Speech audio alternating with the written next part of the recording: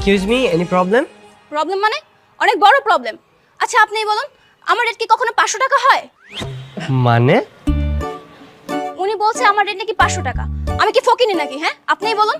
আমি তো 10,000-এর নিচে কোনো কাজই করি না। দোস্ত বোঝা হয়ে গেছে, এখানে টাকাটা ঠিক হবে না, চল চলে যাই। মনে রাখবি, বিয়ে হোক আর জন্মদিন, আমাকে দিয়ে কখনো যদি ডেকোরেশন করানোর প্ল্যান থাকে, মিনিমাম 10,000 টাকা দিতে হবে। এটা হচ্ছে লামহা ইভেন্ট ম্যানেজমেন্ট কোম্পানি। এখানে আর যাই হোক, গ্রামের সস্তা সার্ভিস দেওয়া হয় না।